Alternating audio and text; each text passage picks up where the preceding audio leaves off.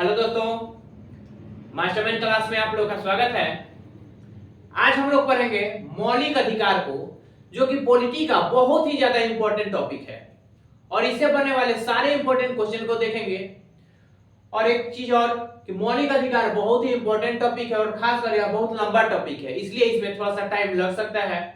तो आप लोग वीडियो को लास्ट तक जरूर देखिएगा पेशेंस से। तो आइए स्टार्ट करते हैं बिना समय गवाए। मौलिक अधिकार क्या है? सबसे पहला चीज तो हम लोगों को कुछ छूट प्रदान किया गया है, कुछ अधिकार दिया गया है जिसे मौलिक अधिकार कहते हैं और इसे अमेरिका के संविधान से लिया गया है, जिसका वर्णन संविधान के भाग 3 अनुच्छेद 12 से 35 तक किया गया है। और भाग 3 को मैग्ना कार्टा भी कहा जाता है। यह मैग्ना कार्टा क्या है? तो 1215 ईस्वी में ब्रिटेन के एक राजा थे जिनका नाम था किंग जॉन। उन्होंने अपने सामंतों को कुछ अधिकार दिया था, कुछ छूट प्रदान किया था एक लेटर के माध्यम से, और वह जो लेटर था उसी को बोला गया था मैग्ना कार्टा। सेम चीज मौलिक अधिकार भी क्या है? तो हम लोग को छूट प्रदान करता है और इसका वर्णन भाग 3 में है। यही कारण है कि भाग 3 को मैग्ना कार्टा कहा जाता है। समझ में आ गया होगा मैग्ना कार्टा क्या है। मूल संविधान में 7 मौलिक अधिकार थे, लेकिन वर्तमान में 6 ही मौलिक अधिकार है। एक मौलिक अधिकार को हटा दिया गया था जो कि संपत्ति से संबंधित था। बोल सकते हैं कि संपत्ति का अधिकार जो कि अनुच्छेद 31 के तहत था, इसे हटाया गया 44वां संविधान संशोधन 1978 के तहत हटा दिया गया है और वर्तमान में अनुच्छेद 301 के तहत मौलिक मतलब संपत्ति के अधिकार को विधिक अधिकार या कानूनी अधिकार के रूप में रखा गया है। तो आइए एक बार यहां तक देखते हैं इसको। मौलिक अधिकार कहां से लिया गया है? तो अमेरिका से। इसका वर्णन किस भाग में है? तो भाग 3 में अनुच्छेद 12 से 35 तक किया गया है और भाग 3 को मैग्ना कार्टा भी कहा जाता है। मूल संविधान में कितने मौलिक अधिकार थे? तो 7 मौलिक अधिकार थे और वर्तमान में 6 ही मौलिक अधिकार है। संपत्ति के अधिकार अनुच्छेद 31 में था, जिसे 44वां संविधान संशोधन 1978 के तहत हटा दिया गया है और वर्तमान में संपत्ति का अधिकार कैसा अधिकार है? तो यह एक विधिक अधिकार है या बोल सकते हैं कानूनी अधिकार है, जिसे अनुच्छेद 301 के तहत रखा गया है। तो ऐसे आपका क्वेश्चन आ सकता है। और मौलिक अधिकार से संबंधित ज्यादा आता है क्वेश्चन अनुच्छेद से रिलेटेड, इसलिए अनुच्छेद पढ़ना आवश्यक है। ऐसे मौलिक अधिकार का वर्णन ही है 12 से 35 तक का टोटल अनुच्छेद पढ़ना एकदम आवश्यक है। आइए देखते हैं। अनुच्छेद 12 में राज्य की परिभाषा है। भारत के अंतर्गत जितना भी वस्तु है यह सभी राज्य के अंतर्गत आता है। इसका वर्णन किया गया अनुच्छेद 12 में। अनुच्छेद 13 क्या है? अनुच्छेद 13 में बताता है कि अगर कोई वैसा अधिनियम बनता है या फिर पहले से बना हुआ हो जो कि आपके मौलिक अधिकार का हनन करता है, तो वैसे नियम को शून्य माना जाएगा, वह नियम काम नहीं करेगा। यह बताया गया अनुच्छेद 13 में। अनुच्छेद 14 से 18 तक है समता या समानता का अधिकार। अनुच्छेद 19 से 22 तक है स्वतंत्रता का अधिकार, जबकि 23 से 24 तक है शोषण के विरुद्ध अधिकार। अनुच्छेद 25 से 28 तक धार्मिक स्वतंत्रता का अधिकार है और अनुच्छेद 29 से 30 तक संस्कृति एवं शिक्षा से संबंधित अधिकार है। अनुच्छेद 29 से 30 हो गया सांस्कृतिक शिक्षा और अनुच्छेद 32 को संवैधानिक उपचारों का अधिकार है, मतलब बोल सकते हैं संवैधानिक उपचारों का अधिकार, जिसे B.R. अम्बेडकर ने भारतीय संविधान का आत्मा भी कहा है। अब यह क्या है इसको पढ़ते हैं पार्टिकुलर। देखिए सबसे पहला था समता या समानता का अधिकार, जिसका वर्णन था अनुच्छेद 14 से 18 तक। अब पार्टिकुलर 14, 15, 18 तक पढ़ना है। देखिए अनुच्छेद 14 में विधि के समक्ष समानता है। अगर कोई नियम बनता है तो सबको बराबर बराबर मिलेगा, मतलब कि बराबर बराबर लागू होगा। कोई भी नियम बनता है तो सब पर बराबर बराबर लागू होगा अनुच्छेद 14 के तहत। अनुच्छेद 15 में बताया गया है कि धर्म, जाति, लिंग, जन्म स्थान आदि के विभेद पर रोक। कोई व्यक्ति अगर मुस्लिम है या फिर हिंदू है तो धर्म को देखकर उसको हम लोग भेदभाव नहीं करेंगे, न ही उसके जाति को देखकर भेदभाव होगा, न ही उसके लिंग को, लिंग मतलब होता है जैसे कि लड़का हो या लड़की, इसके माध्यम से भी भेदभाव नहीं होना चाहिए और जन्म स्थान के आधार पर भी भेदभाव नहीं होगा। यह बताता है अनुच्छेद 15। अनुच्छेद 16 में है लोक नियोजन की स्वतंत्रता। लोक नियोजन क्या है? तो अगर कोई सरकारी फॉर्म आता है तो सबको बराबर बराबर हक होगा कि सब कोई बराबर बराबर मतलब कि फॉर्म भर सकता है। कोई भी व्यक्ति हो फॉर्म में भागीदारी है बराबर का हक है। अनुच्छेद 17 लेकिन एक और चीज यहाँ पे है, अनुच्छेद 16 का कुछ अपवाद भी है, कुछ छूट ऐसा है जो कि बराबर सबको नहीं है, जैसे कि एससी, एसटी, ओबीसी और ईडब्ल्यूएस, यह सभी को थोड़ा सा अलग कुछ एक्स्ट्रा छूट दिया गया है। मूल संविधान में एससी और एसटी को छूट दिया गया था 10 साल के लिए, लेकिन बार बार संविधान संशोधन होते गया और इनके छूटों को बढ़ाते गए हम लोग, और बढ़ाते बढ़ाते आज भी इनको छूट मिलता है। जबकि ओबीसी को 27% छूट बाद में दिया गया था, बाद में वीपी मंडल आयोग के सिफारिश पे 1990 में दिया गया था 27% छूट। ओबीसी को 27% छूट दिया गया था, वीपी मंडल आयोग की सिफारिश पे 1990 में 27% छूट मिला था।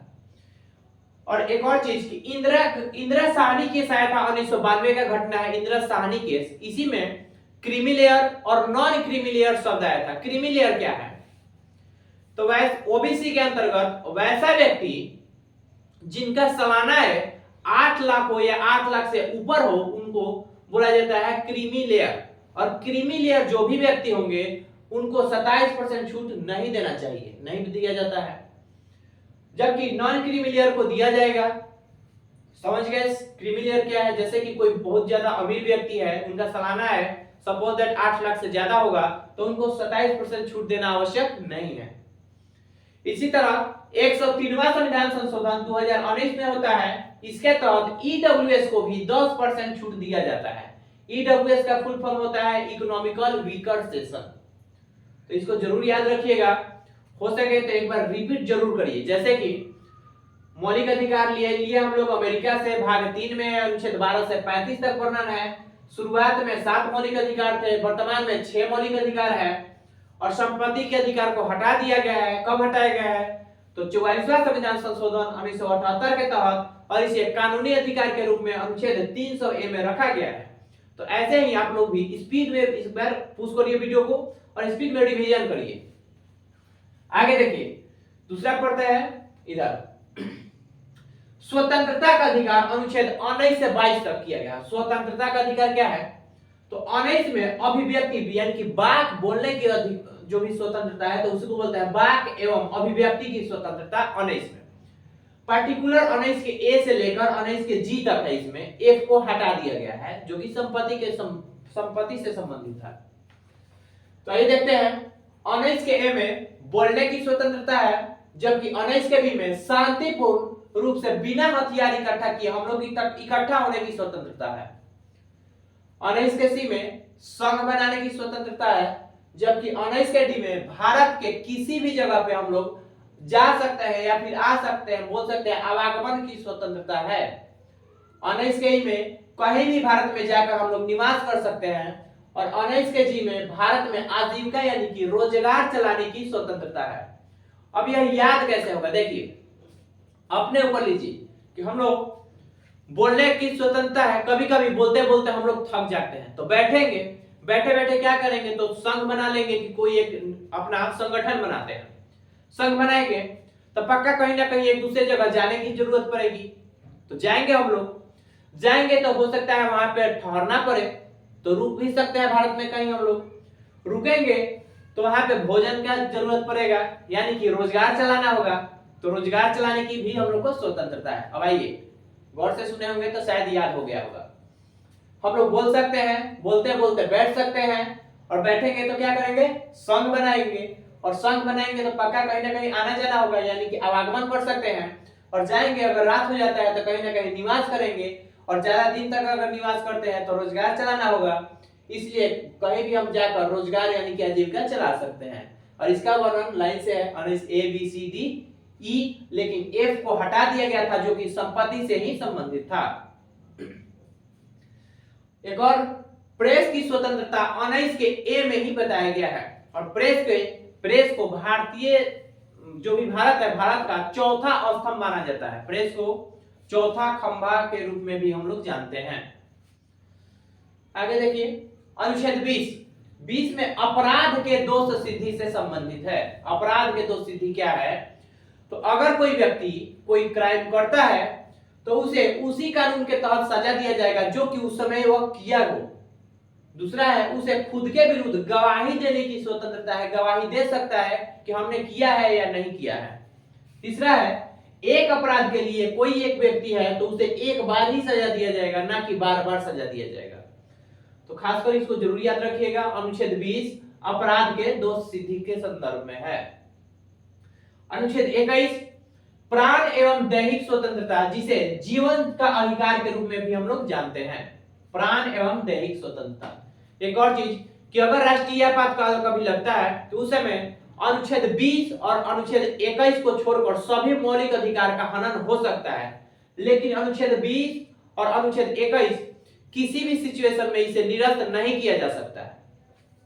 तीसरा, अनुच्छेद 21 के 1 में ही 6 से 14 वर्ष के बच्चों को अनिवार्य एवं निःशुल्क शिक्षा का प्रावधान किया गया है, जिसे 86वां संविधान संशोधन 2002 द्वारा जोड़ा गया था। तो इसको याद रखिएगा, अनुच्छेद 21 के ए में 6 से 14 वर्ष के बच्चों को अनिवार्य और निःशुल्क शिक्षा है, जो कि 86वां संविधान संशोधन 2002 के द्वारा जोड़ा गया है। अनुच्छेद 22 में है गिरफ्तारी के संदर्भ में संरक्षण। गिरफ्तारी क्या है?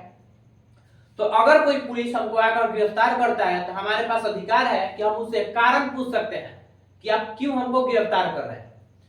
सपोज दैट गिरफ्तार करके ले जा रहा है तो हमको ये भी अधिकार है हमारे पास कि हमको 24 घंटा के अंतर्गत नजदीकी मजिस्ट्रेट के सामने उसको पेश करना होता है। 24 घंटा के अंदर नजदीकी जो भी मजिस्ट्रेट होगा उसके सामने पेश करना होगा, लेकिन आने और जाने दोनों का समय नहीं जोड़ा जाता है।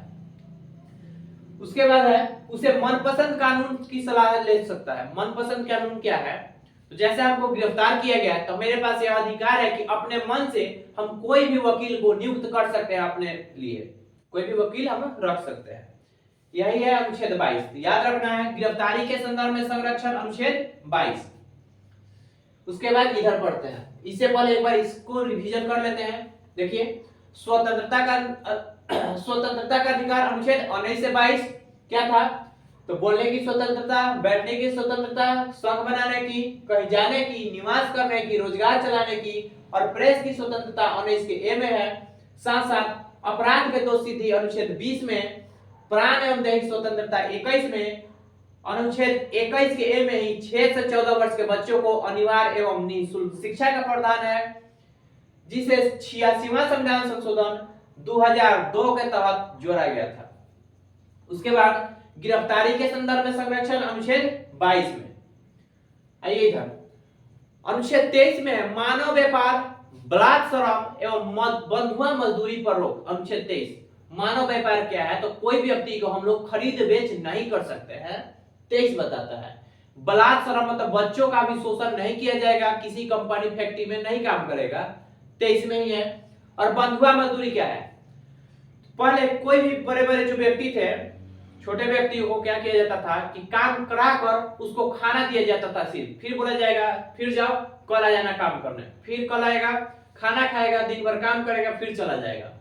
तो वैसे मजदूर जो सिर्फ खाने पर काम करते हैं तो इन पर भी रोक लगाया गया है अनुच्छेद 23 पर, क्योंकि उनको भी पैसा की जरूरत होती है, इसलिए बंधुआ मजदूरी पर भी रोक लगाया गया है अनुच्छेद 23 के तहत। 24 में 14 वर्ष से कम उम्र के बच्चों को काम करने पर रोक। अनुच्छेद 24 बताता है कि 14 वर्ष से कम उम्र के अगर कोई बच्चा है तो उसे किसी भी कंपनी फैक्ट्री में आप काम नहीं करा सकते हैं।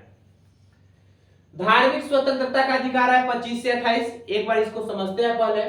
25 में है धर्म को मानने प्रचार करने की स्वतंत्रता, जबकि 26 में है धार्मिक प्रबंधन करने की स्वतंत्रता, 27 में है धार्मिक संपोषित करने की स्वतंत्रता, 28 में है धार्मिक शिक्षा उपासना में उपस्थित होने की स्वतंत्रता।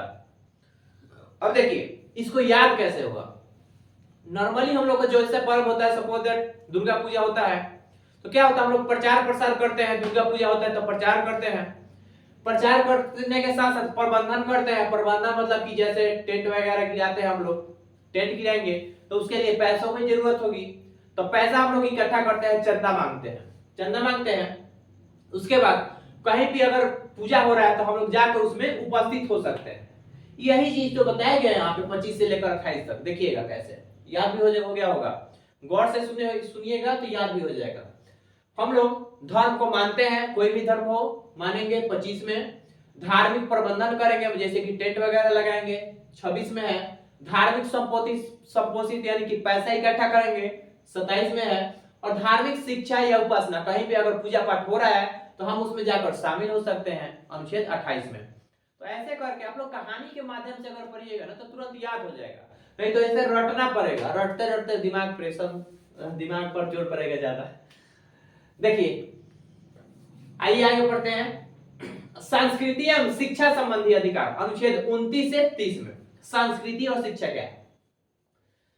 अनुच्छेद 29 में अल्पसंख्यक के हितों का संरक्षक है। हित माने उपागुन वाला हित नहीं, हित मतलब अल्पसंख्यक के संदर्भ में संरक्षण है कि उनको कुछ छूट दिया जाएगा। अनुच्छेद 30 में अल्पसंख्यक के शिक्षा संबंधी अधिकार है, कुछ शिक्षा से संबंधित भी छूट दिया गया है अनुच्छेद 30 के तहत। आगे संवैधानिक उपचारों का अधिकार अनुच्छेद 32 है। संवैधानिक उपचार क्या है?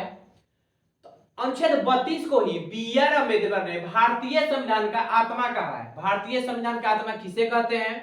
तो इसका आंसर होगा प्रस्तावना को। लेकिन बी.आर. अम्बेडकर ने भारतीय संविधान का आत्मा किसे कहा है? तो इसका आंसर होगा अनुच्छेद 32 या बोल सकते हैं संवैधानिक उपचार के अधिकारों को, जिसका वर्णन है अनुच्छेद 32 में। उसके तहत अब अनुच्छेद 32 के तहत सुप्रीम कोर्ट और अनुच्छेद 226 के तहत हाई कोर्ट 5 प्रकार से रीट जारी कर सकता है। रीट क्या है? अगर कभी हमारा मौलिक अधिकार का हनन हो रहा हो तो उस समय हाई कोर्ट या सुप्रीम कोर्ट रीट जारी करके उसको लागू कर सकता है कि आपके मौलिक अधिकार का हनन न हो। ठीक है, तो इसके तहत 5 प्रकार से रीट जारी किया जाता है। 5 प्रकार क्या है? एक है बंदी प्रत्यक्षीकरण, परमादेश, प्रतिषेध, उत्प्रेक्षण और अधिकार परीक्षा लेख। आइए इसको समझते हैं। बंदी प्रत्यक्षीकरण क्या है? अगर कोई व्यक्ति बहुत दिन से बंद है, मतलब किसी व्यक्ति को अगर बंद करके बहुत दिनों से रखा गया है, तो उस कंडीशन में हाई कोर्ट या सुप्रीम कोर्ट बंदी प्रत्यक्षीकरण लाएगा, बोलेगा कि जो भी व्यक्ति बंदी बनाकर आप रखे हैं उसको प्रत्यक्ष लाइए। प्रत्यक्ष लाइए यानी कि बंदी प्रत्यक्षीकरण। दूसरा है परमादेश। अगर कोई बहुत बड़ा अधिकारी अपना काम सही से नहीं करता है, उस कंडीशन में आता है परमादेश। हाई कोर्ट या सुप्रीम कोर्ट लाएगा परमादेश कि मेरा परम आदेश है कि आप अपना काम सही से करिए, उसी को बोलते हैं परमादेश। तीसरा है प्रतिषेध और एक उत्प्रेक्षण। दोनों का मतलब होता है रोकना। हाई कोर्ट या सुप्रीम कोर्ट दो चीज होता है। हाई कोर्ट का कुछ अपना सीमित दायरा है, सुप्रीम कोर्ट का कुछ अलग चीज है। तो अगर कभी हाई कोर्ट सुप्रीम कोर्ट का मामला देख रहा हो और यह पता चल जाए सुप्रीम कोर्ट को, तो सुप्रीम कोर्ट लाता है प्रतिषेध। तुरंत प्रतिषेध लाएगा, बोलेगा कि आपका यह मामला नहीं है, आप तुरंत उस कार्रवाई को रोक दीजिए, उसको बोलेंगे प्रतिषेध। सेम चीज है उत्प्रेक्षण। इसका मतलब भी होता है रोकना। अगर हाई कोर्ट सुप्रीम कोर्ट का मामला देख रहा है, कोई ऐसा विवाद हो जो कि सुप्रीम कोर्ट को देखना चाहिए लेकिन देख रहा है कौन? High court. और हाई कोर्ट देखने के बाद उस पर डिसीजन भी दे दिया है और बाद में पता चलता है सुप्रीम कोर्ट को, तो सुप्रीम कोर्ट लाता है उत्प्रेक्षण और बोलेगा कि नहीं, आपका जो भी आप नियम दिए हैं यह वैलिड नहीं होगा, तुरंत उसको रोक लीजिए।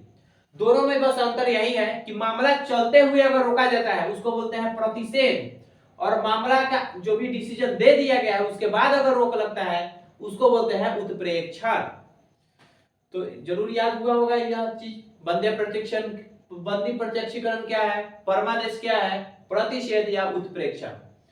पांचवा है अधिकार परीक्षा लेख। अधिकार परीक्षा लेख क्या है? तो अगर कोई व्यक्ति बहुत बड़े पोस्ट पर चल गए और बाद में पता चलता है कि नहीं वह धोखाधड़ी करके गया हो, तो इस कंडीशन में हाई कोर्ट या सुप्रीम कोर्ट अधिकार परीक्षा लेख लाता है, पूछता है कि आप किस अधिकार से इस पोस्ट पर आए हैं। अगर आपके पास ओरिजिनल प्रूफ है तो आप दिखाइए, तो इसी को हम लोग बोलेंगे अधिकार परीक्षा लेख। तो यहां से यहां तक एक बार स्पीड में रिवीजन करते हैं, गौर से सुनिएगा। अनुच्छेद 23 में मानव व्यापार, बलात्कार और बंधुआ मजदूरी पर रोक है, जबकि 24 में 14 वर्ष से कम उम्र के बच्चों को अनिवार्य एवं निःशुल्क शिक्षा का प्रावधान है। धार्मिक स्वतंत्रता का अधिकार 25 से 28 में है। क्या बताया गया है? तो 25 में धर्म को मान सकते हैं, 26 में प्रबंधन करेंगे, 27 में संपोषित करेंगे, 28 में शिक्षा उपासना में शामिल होंगे। संस्कृति एवं शिक्षा संबंधी अधिकार है 29 से 30 जो कि अल्पसंख्यक से संबंधित है। 29 में अल्पसंख्यक के हित से संबंधित है, जबकि 30 में अल्पसंख्यक के शिक्षा संबंधी अधिकार है। संवैधानिक अधिकारों का संवैधानिक उपचारों का अधिकार अनुच्छेद 32 में है और 32 को ही B.R. अम्बेडकर ने भारतीय संविधान का आत्मा कहा है। जबकि डायरेक्ट क्वेश्चन है कि भारतीय संविधान का आत्मा किसे कहते हैं, तो इसका आंसर होगा प्रस्तावना को। और अनुच्छेद 32 के तहत सुप्रीम कोर्ट, जबकि अनुच्छेद 226 के तहत हाई कोर्ट 5 प्रकार से रीट जारी करेगा। रीट क्या था अभी हम लोग समझे हैं। बंदी प्रत्यक्षीकरण, जो व्यक्ति बंदी है उसको प्रत्यक्ष लाइए। परमादेश, हम आदेश देते हैं कि अपना काम सही से करिए। प्रतिषेध मतलब रोक लगाइए जो कि आप अपना काम चला रहे हैं। और उत्प्रेक्षण, अगर डिसीजन दे दिया गया है फिर भी रोक लगाते हैं तो उसका होगा उत्प्रेक्षण। और अधिकार परीक्षा लेख, किस अधिकार से आपने यह पोस्ट धारण किया है दिखाइए। एक और चीज कि मौलिक अधिकार वाद योग्य है। अगर मौलिक अधिकार का कभी हनन हो रहा है तो आप इसको लेकर सुप्रीम कोर्ट डायरेक्ट जा सकते हैं।